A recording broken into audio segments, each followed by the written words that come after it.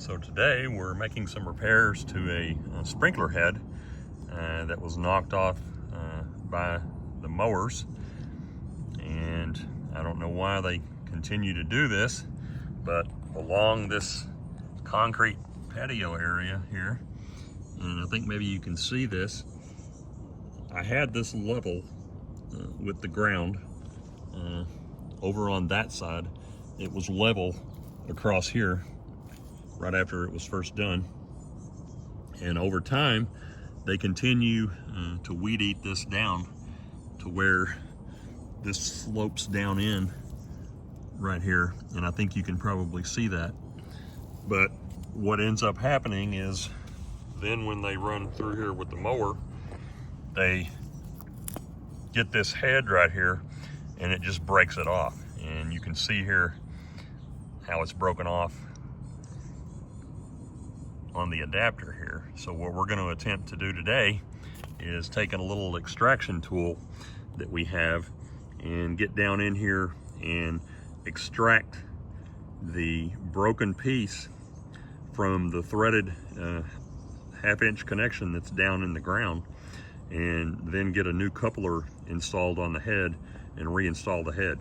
And then I guess again at some point I'll come back and add more dirt in here and probably get on to the mowing crew again and tell the supervisor that, you know, knock it off. I want this to be level and not have a drop off for a reason.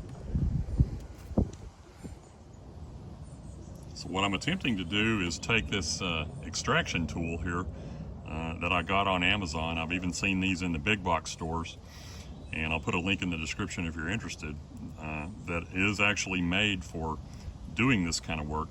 And what I'm going to try to do is use it to extract this with, and yeah, I could get a hold of this with a pair of channel locks and take it out if I didn't have this tool, and I've done that before. But then I'm also going to take this tool where it's broken off in the ground at the threaded coupling and try to jam this or jab this down in the broken piece that's broken off of here and try to extract it out, so I can simply replace this broken coupling here on this head and reuse this head if I can.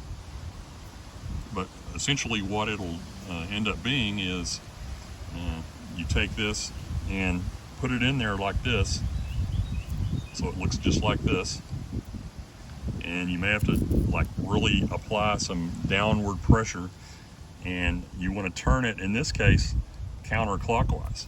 And I think you can see there how it's unscrewing this coupling.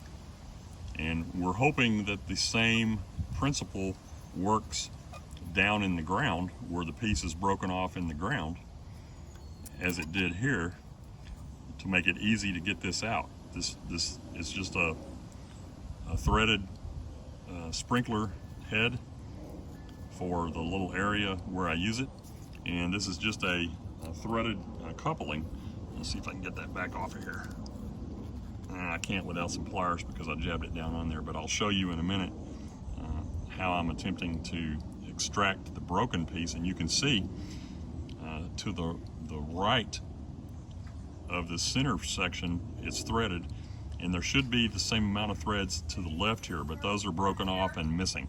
This is where you were looking at. So this was the piece that was up in the head, and I've gotten it loose off of the extraction tool here now. And you can see here is a replacement part. Let me just do this. So this is a brand new coupling, and then this is the one that's broken off.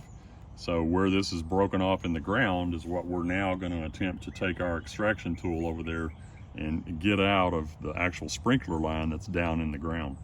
And hopefully that'll go fairly simple.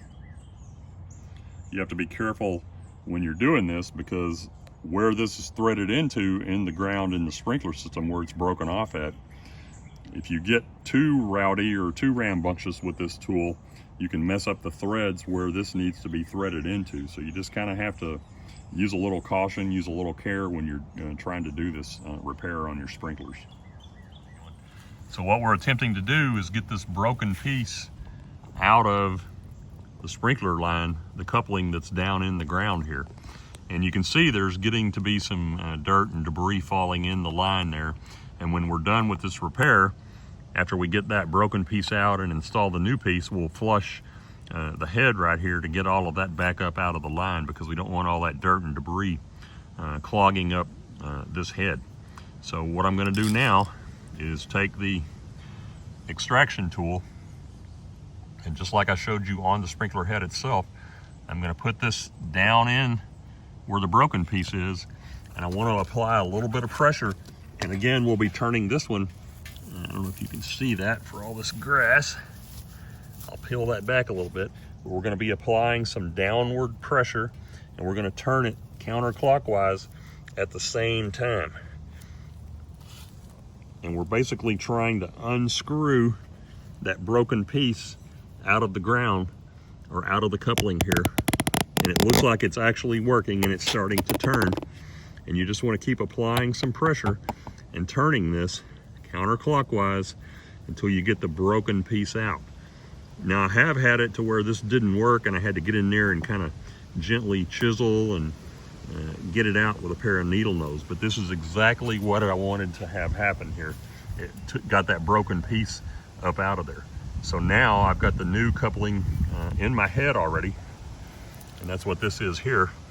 And I'm going to go ahead and screw that in there, even though there's dirt and debris in there right now. And once I get it in place, I'll remove the top of this head, which is the actual riser part with the spring inside of it. I'll remove it out like that, turn this zone on, and let it blow all that dirt and debris out of there. It'll be kind of messy for a minute, yes, but once that's done, we'll put this back together and we should be good to go.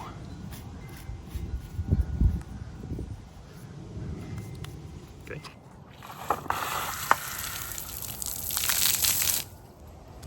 So what I'm going to do now is, we have an app that we can get on our smartphones with and control our sprinkler zone. So I'm going to go ahead and right now get on there, and I'm going to turn that zone on for just a second, because I want to go ahead and flush some of that extra debris, dirt and debris out of there, even though I said I was going to do it later. So much of it fell in there that I want to do that now. So I'm just going to pop it over to 1 minute, and I'm going to hit it, and it's going to be like a little geyser right there.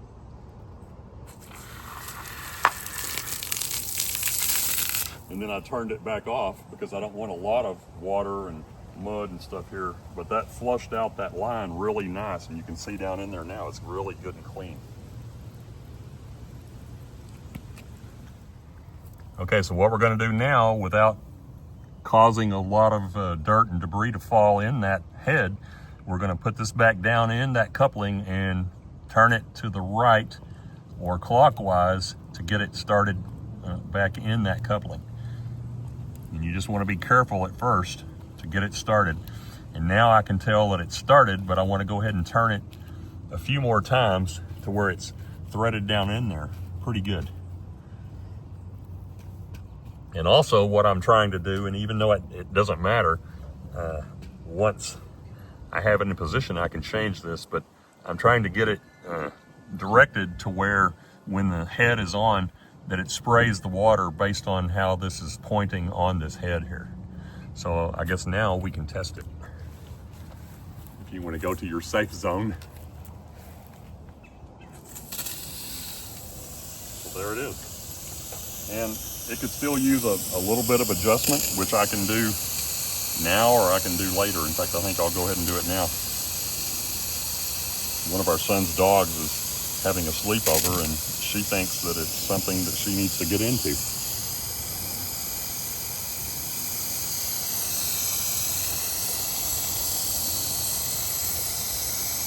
And I'm just doing this with these channel locks because it's just easier for me to grasp it.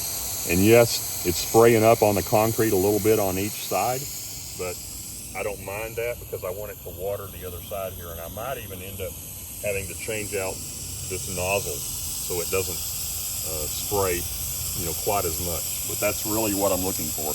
And then, like I said, I'm going to go back and fill this all in with more dirt to where it's level back across here. And then I'm going to talk to my yard man to tell his weed eater guys to quit knocking all my dirt out of this area because I want this to be flush and level here. Thank you.